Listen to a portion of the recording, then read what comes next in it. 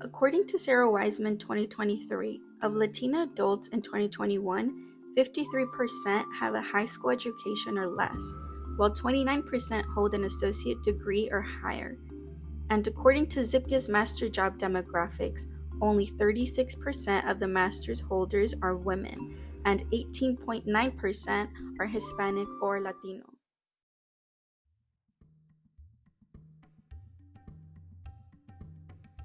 This project is a documentary in which I interview Latina women of color in higher education and expose the challenges and benefits in seeking and completing internships as part of a graduate study.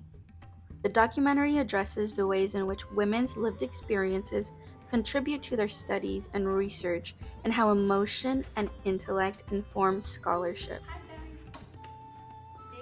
Orbe's 1998 article explicitly shares that co-cultural theory is based on the sharing of the lived experiences of those who are not part of the dominant groups, such as people of color, women, gays, lesbians, bisexuals, as well as those in lower socioeconomic classes. Through feminist ethnography, I focus on the three following areas, which all consider women's lived experiences in academia. First, I include autoethnography to share my experience within the feminist fieldwork. Another area will directly highlight the power of personal narratives and their resonance with social-cultural understanding.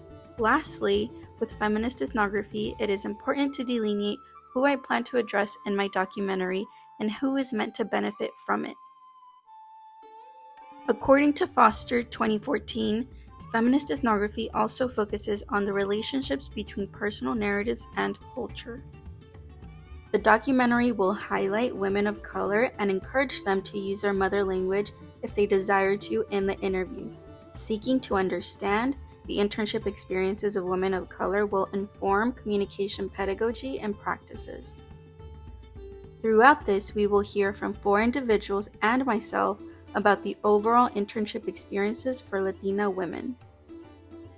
This project will not only reflect the increasing diversity in communication discipline, but also further highlight the value of women's lived experiences in the scholarly discourse in higher education and instructional material. We will see how representation, mentoring, and future world making play pivotal roles for women of color in higher education and their internship experiences.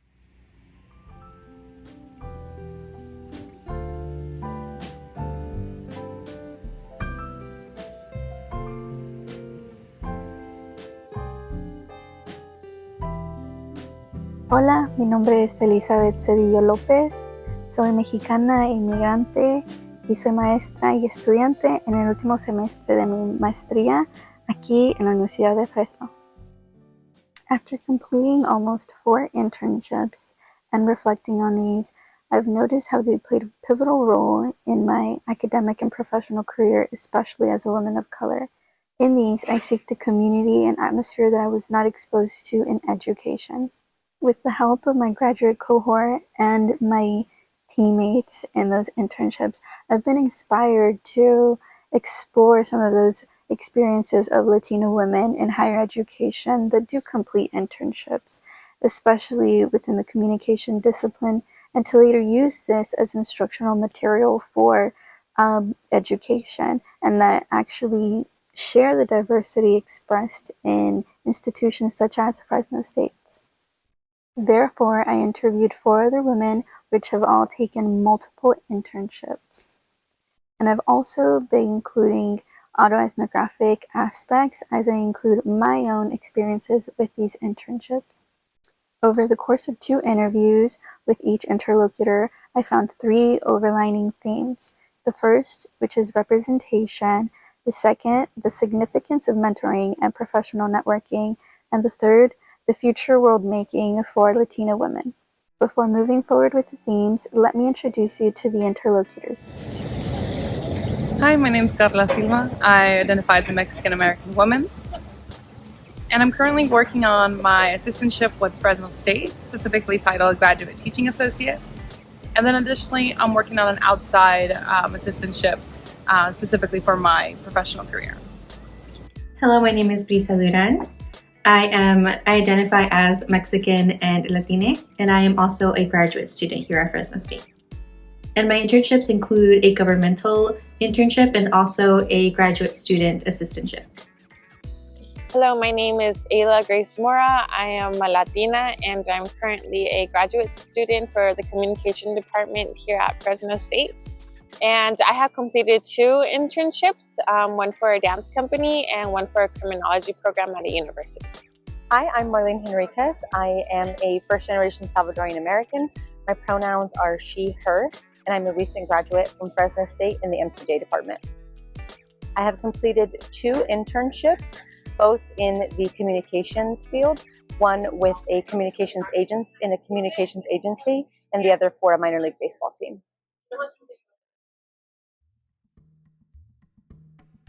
For the purpose of this clip, we will only be focusing on the third theme, which relates to the future world making for Latino women in higher education.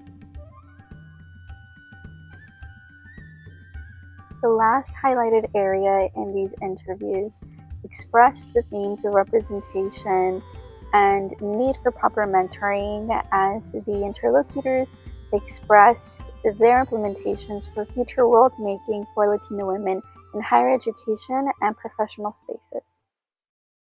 So I think I mentioned with you, I don't have a comm background. That's not my major. I'm criminology. So my aspiration with the communication master's is I do want to go into teaching. So I do want to be a professor at a college level. The opportunity and the idea was kind of just there, kind of just fed to me, and I was like, oh, okay, let me try it out. So teaching is something I definitely want to do. And what I love about communication is that it ties into everything.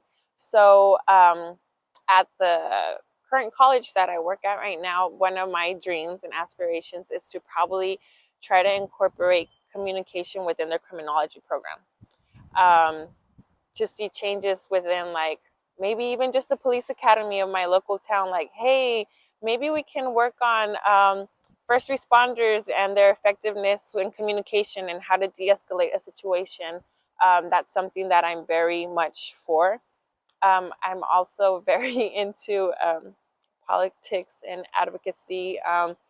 What I really want to talk about in my thesis, if I got the opportunity to, is the social change aspect of it, social movements. That's like my big thing, and communicating that, and maybe even taking local city council member or something. I believe that with communication masters, learning to speak more effectively, to give a voice to those who are afraid to speak to the voiceless, and being able to teach that, like at a college level, that we're here to kind of serve and uplift others in order for there to be change, is kind of something I see. So in my governmental internship, remember how I had told you that I reached out to them? And at that time, I was the only intern. But now I noticed that different departments are now accepting interns. So I think at least the way I saw it, I kind of opened the door a little bit when it comes to that particular organization being open to interns. And I think them seeing, I'm not saying that I'm an amazing intern or anything, but just, I guess, seeing the possibility of being able to help others in the community and others also in their career development has been very helpful. I think not just for myself, but for others in my community. And I guess making those doors wide, helping people open doors. Absolutely. In my first internship, there was only 3 women. And again, this was a sport internship. And of those 3 women, there was 2 women of color. And you'd think that it feels like you have a place at the table and that you should be grateful that you even have a place at the table. But it can be very lonely, for sure. It can be very lonely to be one of the only women in a space. I know a lot of people, especially men, might think that, well, you should sort of just be grateful that you're there and you have a place at the table, and that should be enough. And it's not. There's so much more to it, and I definitely feel the responsibility of hopefully getting to a place one day where I could call the shots and keep the door open behind me, where other women of color can also join the forefront and join the conversation and be more than just a place on the table, but to be somebody that's actually like leading into change. And so to have that mentality going into an internship can be a very powerful tool to use. En mi experiencia con las prácticas profesionales, creo que la práctica ideal tendría 3 cualidades. La primera sería que definitivamente sea pagada. Creo que los estudiantes tienen muchas obligaciones en sus vidas y al tener que tener otra obligación más, obviamente es algo que a lo mejor ellos buscan o es necesario, pero debería de ser pagada para poder reflejar el trabajo que el estudiante o que el practicante está haciendo para esa institución, organización, lo que sea. Así que definitivamente que sea pagada sería la primera, el primer objetivo para esta ideal práctica.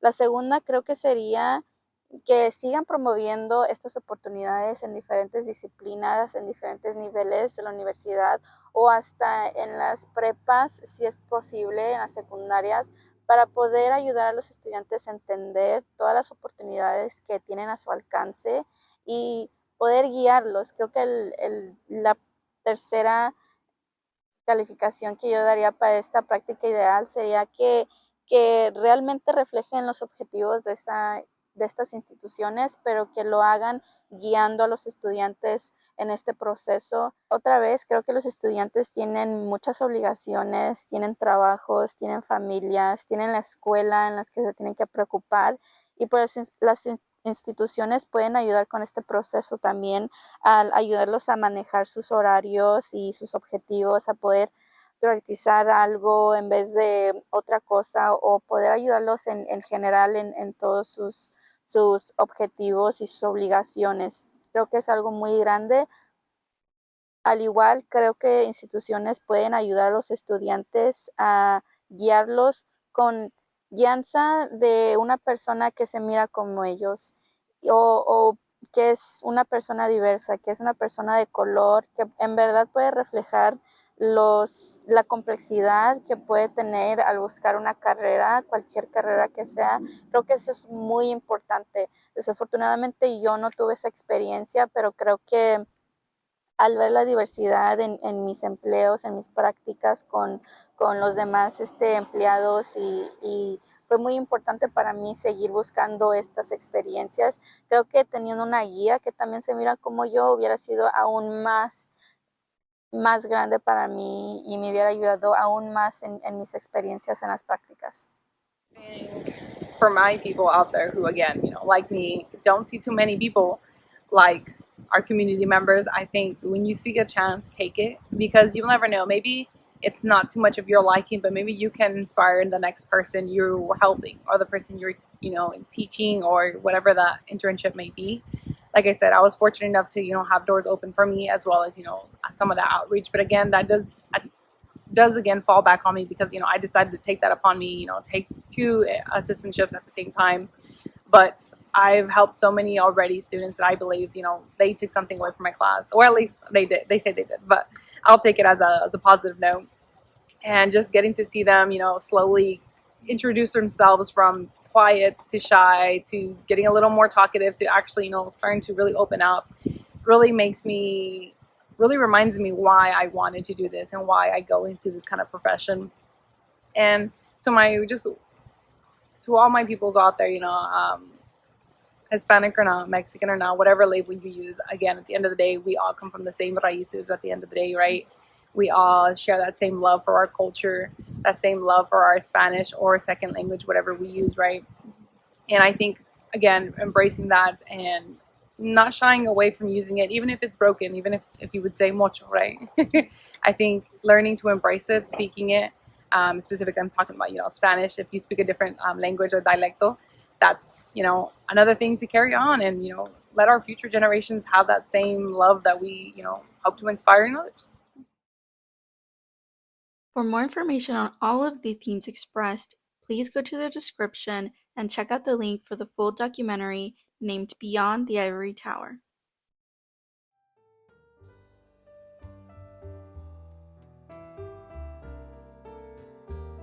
Me gustaría concluir este documental nuevamente reflexionando las entrevistas con las mujeres en este proyecto. Fue muy hermoso al conectarme con cada una en una manera única y pues creo que son las mujeres que han seguido todos sus sueños y están en el proceso de eso, pero que han sobrepasado todas las adversidades que el mundo les ha tirado y realmente las admiro mucho por eso. Con los temas presentados de representación, la importancia del mentorazgo y dando forma al futuro de la educación, puede entender un poco más esas experiencias que viven las mujeres latinas en estas instituciones.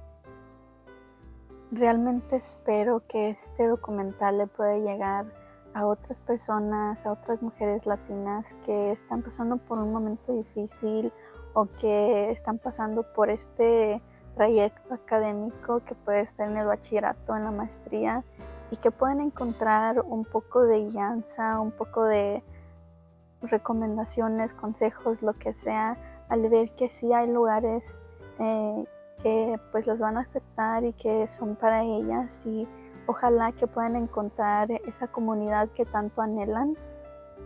Mereces estar donde estás y mereces todos tus reconocimientos y todos tus diplomas que vas a cumplir algún día. Y como dicen todos los papás, échale muchas ganas y ponte las pilas.